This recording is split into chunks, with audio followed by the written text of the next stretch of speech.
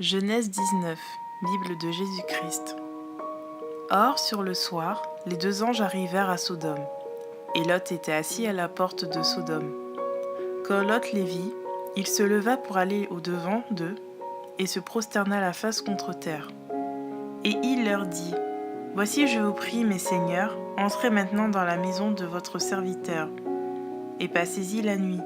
Lavez-vous les pieds, puis vous vous lèverez dès le matin, et continuerez votre chemin. » Et ils dirent, « Non, mais nous passerons la nuit dans la rue. » Mais il les pressa tellement qu'ils se retirèrent chez lui. Et quand ils furent entrés dans sa maison, il leur fit un festin, et fit cuire des pains sans levain, et ils mangèrent. Il n'était pas encore couché que les hommes de la ville, les hommes de Sodome environnèrent la maison, depuis les plus jeunes jusqu'aux vieillards. Tout le peuple était ensemble. Et ils appelèrent Lot et lui dirent, « Où sont les hommes qui sont venus cette nuit chez toi? Fais-les sortir afin que nous les connaissions. » Mais Lot sortit vers eux, à l'entrée, et ayant fermé la porte derrière lui, il leur dit, « Je vous prie, mes frères, ne leur faites pas de mal. Voici, j'ai deux filles qui n'ont pas encore connu d'homme. Je vous les amènerai et vous les traiterez comme il vous plaira. Seulement, ne faites pas de mal à ces hommes, car ils sont venus à l'ombre de mon toit. » Ils lui dirent, « Va-t'en loin d'ici. » Ils dirent aussi, « En voilà un qui est venu comme étranger, et il veut nous gouverner. Maintenant nous te ferons plus de mal qu'à eux. » Et faisant violence à Lot, ils s'approchèrent pour briser la porte. Mais les hommes étendirent leurs mains, firent entrer Lot vers eux dans la maison, et fermèrent la porte. Et ils frappèrent d'aveuglement les hommes qui étaient à la porte de la maison, depuis le plus petit jusqu'au plus grand, de sorte qu'ils se lassèrent à chercher la porte. Alors ces hommes dirent à Lot, « Qui as-tu encore ici qui t'appartienne? Gendre, fils et filles, et tout ce qui t'appartient dans la ville, fais-les sortir de ce lieu.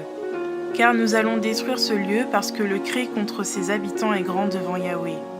Yahweh nous a envoyés pour le détruire. » Lot sortit donc et parla à ses gendres, qui devaient prendre ses filles, et il leur dit, « Levez-vous, sortez de ce lieu, car Yahweh va détruire la ville. » Mais aux yeux de ses gendres, il parut plaisanter.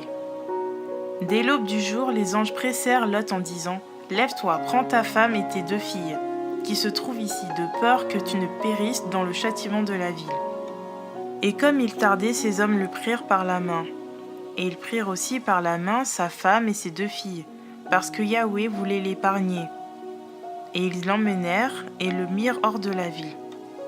Après les avoir fait sortir, l'un d'eux dit, « Sauve ta vie, ne regarde pas derrière toi, et ne t'arrête en aucun endroit de la plaine. Sauve-toi sur la montagne, de peur que tu ne périsses. » Lot leur répondit, « Non, Seigneur, je te prie. Voici ton serviteur a maintenant trouvé grâce à tes yeux. Et tu as montré la grandeur de ta bonté à mon égard, en préservant ma vie. Mais je ne pourrai pas me sauver vers la montagne avant que le mal ne m'atteigne, et je mourrai. Voici, je te prie, cette ville est assez proche pour que je m'y enfuie. Et elle est petite. Je te prie que je m'y sauve.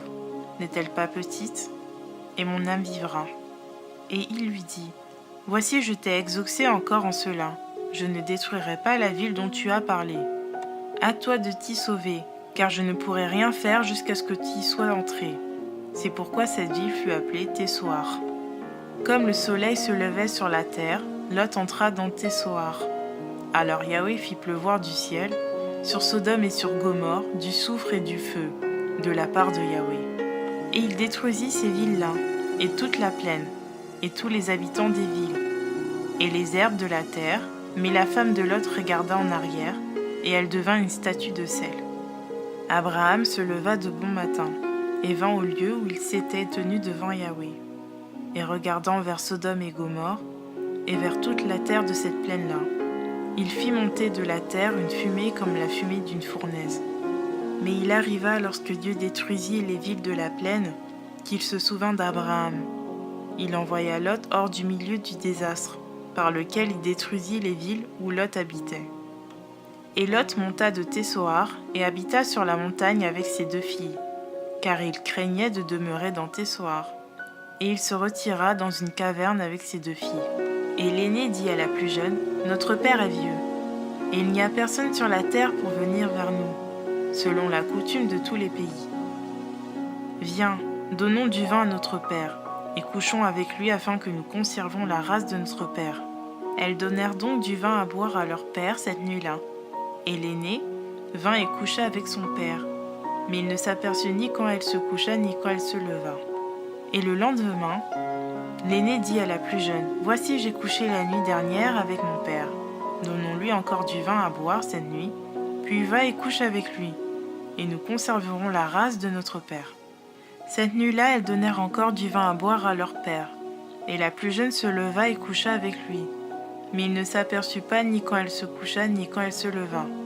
Ainsi les 2 filles de Lot conçurent de leur père, et l'aînée enfanta un fils qu'elle appela du nom de Moab. C'est le père des Moabites jusqu'à ce jour. Et la plus jeune aussi enfanta un fils, qu'elle appela du nom de Ben-Ami. C'est le père des Ammonites jusqu'à ce jour.